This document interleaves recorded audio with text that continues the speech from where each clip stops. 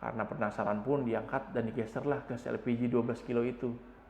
Lalu Mas Didit melihat kain kafan itu memang terlipat-lipat. Nggak sengaja Mas Didit pun ngebuka lipatan dari kain kafannya. Dan ternyata, wah, ini epic nih, Es.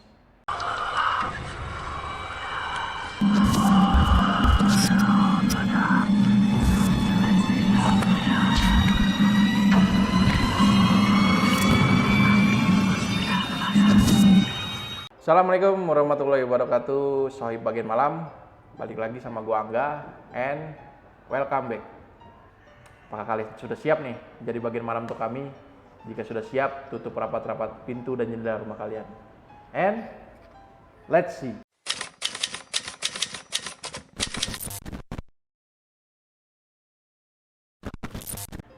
Oke, jadi ada cerita pengalaman mistis nih yang masuk lagi ke bagian malam.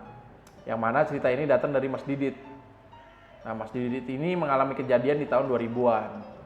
Tepatnya di daerah JT, yaitu kota T kita sebut ya. Oh ya, jadi di video kali ini kita emang selang-seling nih dengan video sebelumnya. Karena sebelumnya itu kita mendatangkan narasumber langsung. Jadi kita ngobrol dengan narasumber langsung. Nah, tapi kali ini kita kembali ke storytelling. Cerita pengalaman-pengalaman mistis dari teman-teman kita. Oke, kita langsung aja nih ke ceritanya Mas Didit. Jadi Mas Didit ini waktu itu masih duduk di bangku SMA kelas 2. Nah, Mas Didit ini punya paman nih, adik dari bapaknya Mas Didit. Nah, pamannya ini punya usaha warung makan, yang modelan kayak warteg gitu, di kota T. Nah, warung makan tersebut sudah berdiri dari tahun 2000-an awal. Ya kita namain aja pamannya Mas Didit ini, namanya Om Kani. Nah, Om Kani ini sudah menikah, tapi belum punya anak. Jadi pas kakeknya Mas Didit ini meninggal, kan bagian-bagian warisan tuh ke anak-anaknya, masuk ke Om Kani. Nah, Om Kani ini dapat satu ladang sawah, yang kemudian dijual lagi. Nah, duit hasil dari penjualan sawah tersebut, dibuatkanlah usaha, yaitu warung makan di kota tersebut. Di kotanya ya, tepatnya ya. Sedangkan Mas Didit itu tinggalnya itu di kabupaten. Nah, di tahun 2000 itu, di bulan pertama rumah makan Om Kani buka itu emang ramai pengunjung. Karena Om Kani ini membeli bangunan untuk usaha makannya itu di pinggir jalan raya lah tepatnya. Jalan raya rasional. Maksudnya kalau orang-orang ibu kota mau mudik ke Jawa Tengah atau ke Jawa Timur, pasti ngelewatin tuh warung makan Om Kani itu. Oh ya, bangunannya itu luas. Tapi belakangnya itu untuk tempat tinggal Om Kani. Nah, depannya itu untuk usaha warung makan tersebut. Nah, warung makan tersebut tuh dekat sama lingkungan industri. Pada hari-hari biasa, di bulan pertama emang cukup memuaskan hasil penjualan warungnya. Udah lebih dari cukup lah hasilnya. Soalnya warga sekitar suka nih sama masakan yang disajikan oleh Om Kani dan istrinya. Harganya pun terbilang murah dan kualitasnya emang rasanya enak, kata warga-warga sekitar dan para pekerja pabrik lingkungan warungnya. Nah, singkat cerita nih, ketika liburan sekolah tiba, Om Kani pun berkunjung ke rumahnya Mas Didit. Dan Mas Didit tersebut lagi liburan nih, diminta sama Om Kani untuk membantu di rumah makannya selama liburan sekolah. Dan percakapan pun untuk mengajak Mas Didit bekerja pun dimulai nih. Mas Didit, bantuin Om dong kerja di warung makan. Lumayan, nanti Om kasih deh uang tambahan. Ajak Om Kani kepada Mas Didit. Iya Le, mending kamu bantuin Om. Daripada di rumah aja kamu tidur-tiduran terus nongkrong-nongkrong. Kan lumayan kalau bantuin Om, dapat duit tambahan. Rayu bapaknya Mas Didit nih, supaya mau kerja di warungnya Om Kani. Jadi Om Kani ini memang dekat sama bapak Mas Didit. Namanya juga Abang Ade. Soalnya bapak Mas Didit ini emang kakak tertua di keluarganya. Jadi ya seperti layaknya kakak tertua, dihormatin sama adik-adiknya. Termasuk Om Kani. Dan Om Kani ini juga menganggap Mas Didit ini udah kayak anaknya sendiri. Ponakannya ya. Jadi singkat cerita, kerjalah Mas Didit di warung makan omnya tersebut atau pamannya. Ya bantu-bantu lah. Hari pertama emang ramai. Semua lauk Itu habis sebelum Isya.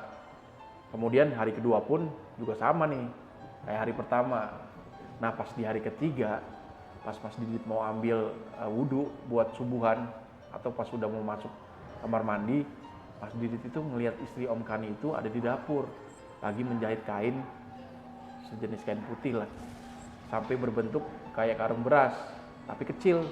Setelah selesai wudhu, Mas Didit ini ngeliat lagi istrinya Om Kani. Nah, istrinya Om Kani ini kayak seperti memasukkan beras ke dalam kain putih tadi yang sudah berbentuk karung. Nah, setelah sudah bernutrisi tersebut, karung tersebut, tuh kalung diikat tuh karungnya pakai tali, tapi bahannya juga kayak dari kain putih itu. Nah, di sini Mas Didit bertanya ke tantenya itu, "Bule, kenapa nggak beli karung beras aja? Jadi nggak capek ngejahit?" Tanya Mas Didit ke bulenya. "Walah, sayang duitnya Mas. Kalau kayak gini kan bisa lebih hemat biayanya." Penjelasan dari bibinya atau bulenya. "Oh, iya juga ya. Yowes, aku lanjut subuhan dulu bule," jawab Mas Didit. Nah, bulenya pun tersenyum aja melihat Mas Didit yang berlalu dan berjalan menuju kamarnya untuk menunaikan ibadah sholat subuh. Setelah subuhan, Mas Didit mau minum nih. Nah, Mas Didit ini ngeliat lagi nih, kalau bule atau tantenya itu masih di dapur. Dan nasi yang sudah matang dikeluarkan dari panci, lalu dimasukkan ke dalam karung kosong yang berbahan sama persis dengan kain putih yang pertama tadi dilihat sama Mas Didit. Nah, setelah Mas Didit perhatikan, ternyata ada 2 karung putih nih. Yang satu untuk menyimpan beras, dan yang satu lagi untuk menyimpan nasi yang sudah matang.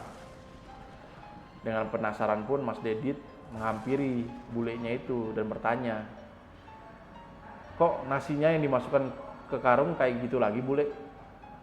Nah, dijawab nih sama bulenya, "Iya Mas, biar airnya yang dari nasi meresap ke kain karung, jadi cepat keringnya, atau nggak terlalu basah lah nasinya. Jadi bisa langsung disajikan nanti ke pembeli," jawab bulenya. Bingung dengan penjelasan dari bulenya, Mas Didit hanya mengangguk-anggukkan kepalanya aja. Dan sekitar jam 6-an, Mas Didit mulai membantu-bantu menyiapkan lauk pauk, ya kayak piring-piring, sendok, garpu, sama gelasnya juga. Ketika lauk pauk itu mau ditaruh atau disajikan ke piring-piring, Om Kani ngasih tahu, piring-piringnya dilap dulu Mas, pakai kain putih lagi nih yang digunakan untuk ngelap-ngelap piring, sendok, garpu, dan juga gelas. Nah, kemudian nasi yang tadi di dalam karung putih itu diambil lalu dimasukkan lagi ke ember nasi lah, kayak semacam gitu, semacam termos gitu kali ya. Nah, kemudian di jam 7 lewat dikit lah, warung makan pun akhirnya buka, ramai dan habis juga sebelum Isya di hari ketiga tersebut. Ketika warungnya akan nutup nih, ya kan beres-beres tuh Mas Didit. Nah, yang kotor-kotor tuh dicuciin. Nah, setelah dicuci, lagi-lagi nih ya, ngelapnya tuh pakai kain putih. Jadi prosesnya seperti itu, terus-menerus pakai kain sebah putih. Dari mulai penyimpanan beras, naruh nasinya, harus ke karung yang terbuat dari kain putih tersebut. Bahkan sampai ngelap-ngelap peralatan makannya pun harus pakai kain putih. Nah, singkat cerita, pas di hari Jumat siang setelah orang Jumatan, Mas Didit ini diminta nih sama Om Kani untuk menemani bulenya tersebut belanja. Tapi Mas Didit diminta untuk nunggu aja di parkiran, nggak ikut belanja. Nah, setelah belanja beberapa bahan masakan, si bulenya ini menuju ke pedagang-pedagang kain. Penasaran dong Mas Didit. Nah, Mas Didit ini ngikutin tantenya atau bulinya tersebut. Nah, dari situ Mas Didit tahu, wah epic nih ya. Kalau kain putih itu ternyata kain kafan ya. Mas Didit itu kaget ketika tahu barang-barang yang digunakan untuk yang tadi kain putih tersebut emang digunakan tuh menggunakan kain kafan. Nah, Mas Didit pun langsung menegur bulenya tersebut. "Bule, udah yuk cepetan pulang, aku gak enak badan nih kayaknya." "Oh, yowes, ayo Mas kita pulang," jawab bulenya tersebut, mengiyakan Mas Didit. Nah, menurut pengakuan Mas Didit, bulenya tuh beli kain kafan sekitar 2,5 meter lah. yang mana nanti kain kafan itu dipotong-potong lagi sesuai kebutuhan atau kegunaannya.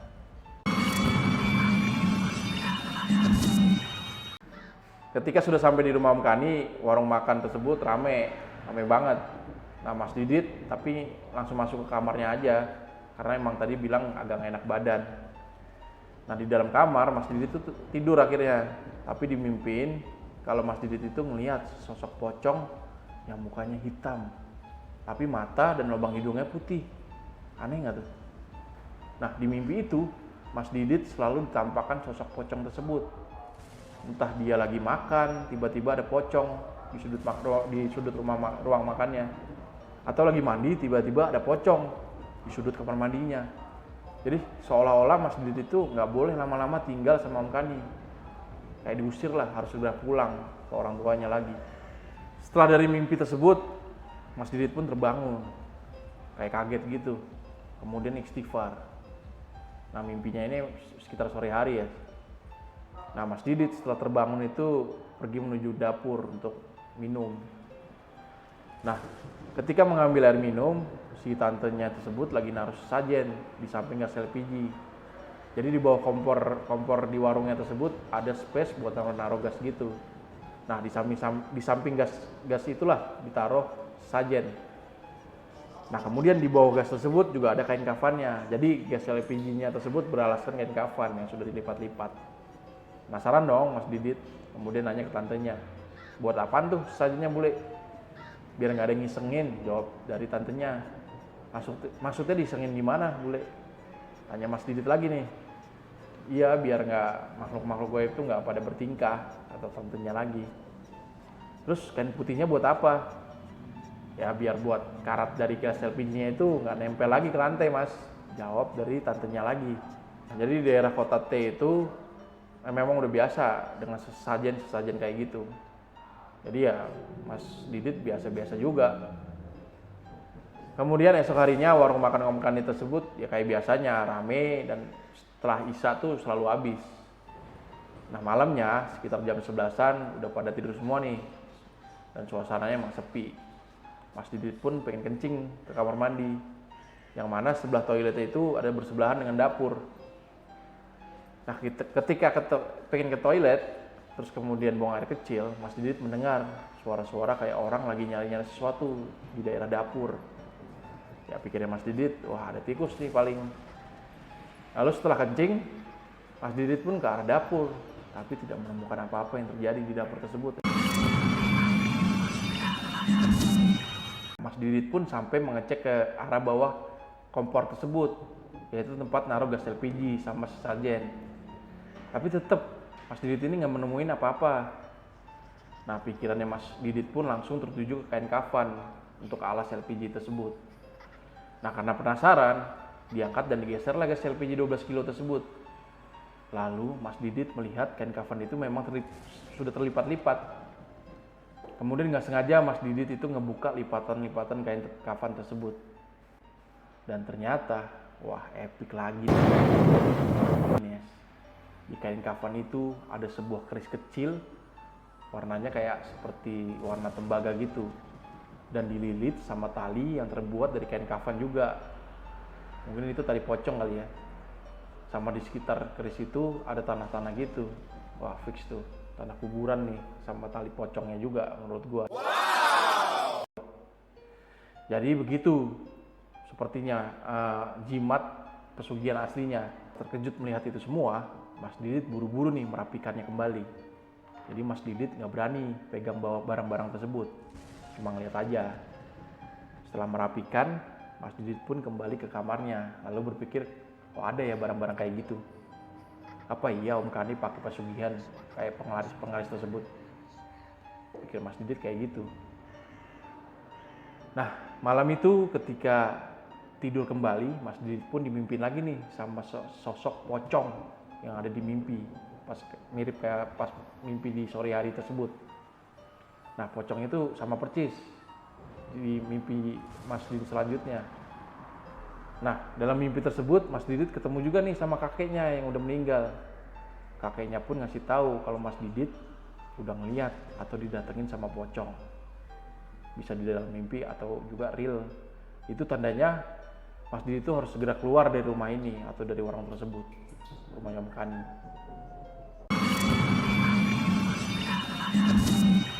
Menurut pengakuan Mas Didit, kakeknya juga bilang nih kalau Om Kani itu memang udah salah jalan. Jadi mending kamu keluar dari rumah itu atau warung itu. Balik lagi aja ke rumah orang tua kamu. Lalu Mas Didit pun tersadar karena azan subuh sudah berkumandang. Setelah segera bangun dan menuju ke kamar mandi untuk mengambil wudhu. Nah, pas di dapur itu udah ada Om Kani sama tantenya atau istrinya Om Kani. Nah, tantenya ini seperti biasa lagi ngelap-ngelapin peralatan makan pakai kain-kain putih tersebut.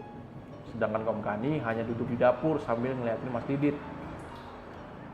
Setelah selesai subuhan atau sholat subuh, Mas Didit dipanggil sama Om Kani. Kalau dia udah tahu apa yang dilakukan sama Mas Didit ketika malam hari. Nah, dari mana ya Om Kani taunya? Nah, jadi ternyata Om Kani itu taunya dari mimpi juga. Nah, Om Kani ini mimpi kalau bapaknya itu ngasih tahu cucunya sering diganggu sama sosok pocong. Jadi cucunya ini mungkin udah melanggar aturan perjanjian Om Kani sama seseorang atau makhluk gaib. Yang mana yang boleh membuka kain kafan itu hanyalah Om Kani aja. Nah, jadi Om Kani disuruh nih sama kakeknya, sama bapaknya atau kakek Mas Didit untuk pulangin Mas Didit ke orang tuanya. Lalu Om Kani disuruh untuk bertobat sama bapaknya. Jadi mimpinya ini si Om Kani ini relate ya sama mimpi Mas Didit. Nah, kemudian heran dong Mas Didit dengan mimpi yang bisa nyambung kayak gitu. Akhirnya pun Mas Didit pun dipulangin nih ke rumah orang tuanya naik mobil. Nah, udah kaya raya nih si Om Kani. Dagangannya pun habis terus. Nah, jadi sebenarnya Mas Didit itu pulangnya hari Minggu. Karena hari Seninnya udah masuk sekolah lagi. Tapi karena ada kejadian kayak gitu di hari Jumatnya, Mas Didit pun sudah pulang. Nah, ketika di rumahnya Mas Didit atau di rumah dipulangin ke orang tuanya, Mas Didit nih galau nih antara mau cerita sama orang tuanya atau enggak. Kalau cerita pun pasti keluarga besarnya berantakan. Dan juga Mas Didit dikasih tahu sama Om Kani, kalau ada yang ikut campur siapapun itu pasti akan kena batunya. Jadi jalan terbaik buat Mas Didit adalah diem aja. Nah, tentang pesugihan tersebut. Nah, jadi Mas Didit memilih untuk diem aja apa yang sudah dilakukan Om Kani. Gitu mungkin keputusan dari Mas Didit tersebut.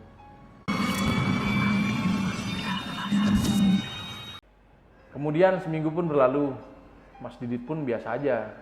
Udah gak kepikiran lah sama masalah pesugihannya Om Kani. Karena udah sibuk dengan kegiatan sekolahnya. Katanya sih si Om Kani tersebut udah makin kaya raya. Tapi ada aja sering berantem sama istrinya Om Kani tersebut. Ya katanya ada salah dari kelakuan istrinya lah, atau dari kelakuannya Om Kani lah, macam-macam lah pokoknya. Pokoknya semenjak keris kecil yang dilihat sama tali pocong itu udah dilihat sama Mas Didit tersebut, tingkahnya Om Kani itu jadi temperamen. Dikit-dikit marah ke istrinya, dikit-dikit marah ke orang lain juga. Nah, kejadian Om Kani ini jadi berubah. Lama-lama diketahui juga sama keluarga besarnya, termasuk bapaknya Mas Didit, yang mana di akhir tahun 2000-an, tepatnya di bulan Oktober, istrinya Om Kani meninggal dunia karena kecelakaan, tabrak mobil. Nah, kejadian ini bermula saat si istrinya tuh terbiasa buat belanja untuk kebutuhan warungnya. Kecelakaan istrinya pun dikatakan nggak wajar, karena orang-orang yang lihat ketika istrinya Om Kani mau nyebrang, ya istrinya asal nyebrang aja. Padahal udah diteriakin sama warga, tapi tetap aja nyebrang. Ya entah bundir atau emang mata dan telinganya udah ditutup nih sama makhluk gaib.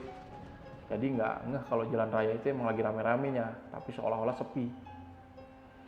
Kemudian pengajian atau tahlilan pun dilakukan nih. Saudara-saudara Om Kani pun pada datang semua.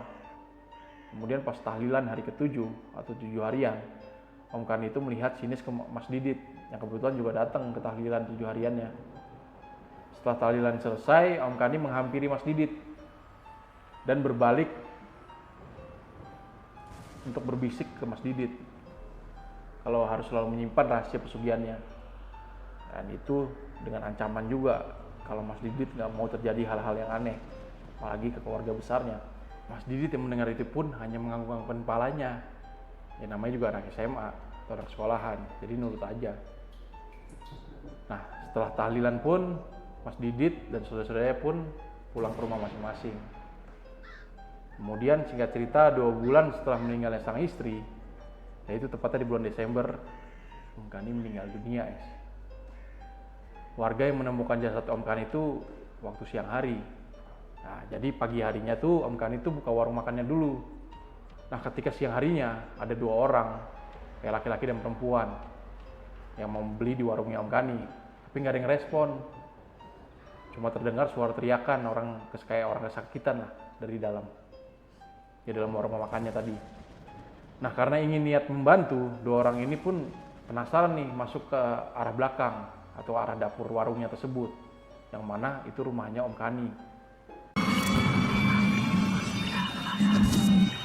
Baru masuk pintu pertama di rumahnya Om Kani, 2 orang itu udah ngeliat Om Kani udah jatuh di ruangan yang menuju ke warungnya makannya. Nah, Om Kani ini udah bersimbah darah di lehernya. Lalu 2 orang itu minta tolong ke warga sekitar atau warga-warga yang sedang melintas depan warung makan Om Kani tersebut. Nah, jadi ceritanya ketika jasadnya udah ditutupin kain, nah itu bagian lehernya tuh ada yang menonjol. Dan menurut warga, ada yang warga-warga yang melihat jasadnya itu sebelum tutupin kain, lehernya itu ada kayak tertusuk keris kecil yang dililitai pocong tersebut. Dan keris kecil itu pun dicabut dari lehernya ketika dimandikan. Dan yang menyabut keris tersebut pun yaitu seorang kiai sepuh di desa sana. Jadi keluarga besar pun juga ikut menyaksikan. Anehnya ketika jenazah Om Kani itu selesai dimandikan, kan habis dimandiin kan langsung dikafanin nih. Nah, kain kafannya itu nggak ada yang cukup untuk membungkus jenazah Om Kani. Udah berkali-kali tuh. Udah beli yang 20 meter pun katanya masih nggak nutupin jasad seutuhnya. Normalnya kan kalau jenazah itu laki-laki itu 15 sampai 19 meter dengan 3 lapis. Nah, ini udah beli 20 meter dengan 5 lapis tapi masih nggak ketutup. Akhirnya didoakan lagi nih sama para kiai dan ustadz-ustadz bersama keluarga besar Mas Didit juga yang datang. Yang akhirnya alhamdulillah bisa ketutup juga dan membungkus semua bagian tubuh dari jenazah Om Kani. Kasian banget ya Om Kani ya.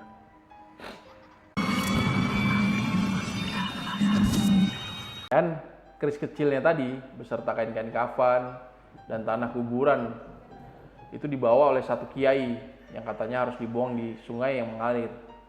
Nah, kalau kain kafannya pun harus dibakar nih sama kiai tersebut. Jadi Mas Didit ini nggak tahu nih kejadian persisnya seperti apa. Kalau bisa keris yang kecil tadi itu menusuk di lehernya Om Kani. Soalnya menurut saksi yang menemukan jasad Om Kani pun menyaksikan bahwa keris tersebut sudah tertancap di leher Om Kani. Jadi nggak tahu proses tertancapnya tersebut. Nah, dan dari kejadian itu rumahnya Om Kani pun kosong. Nggak ada siapa-siapa lagi karena belum punya anak juga kan.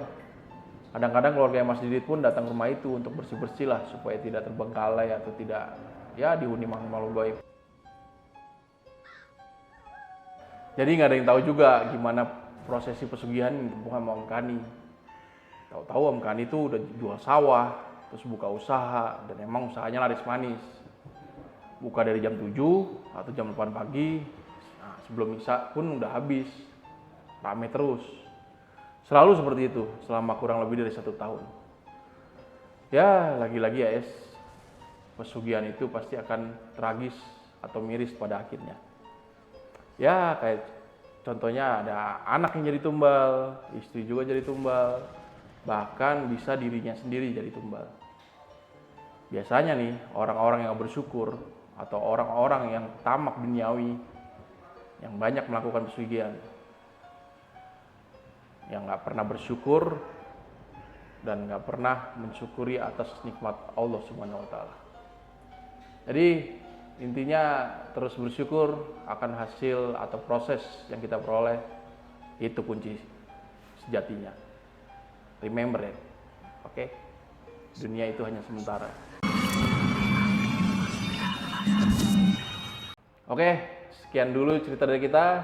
Terima kasih buat Mas Didit nih yang udah mau berbagi ceritanya ke bagian malam. Terima kasih juga buat kalian nih yang udah nonton terus dan ngasih saran atau masukan dan kritik ke channel ini. Dan yang terpenting nih, jangan lupa di subscribe, like, share, and comment. Jangan lupa diaktifin juga lonceng notifikasinya biar kalian nggak ketinggalan cerita-cerita horor atau mistis dari kita. Oh ya, buat kalian kalau punya pengalaman horor atau mistis yang mau diceritakan yang bagian malam, bisa DM IG kita nih di bawah ini nih, @bagianmalam. Dan don't forget untuk di follow juga. At the end, see you next video.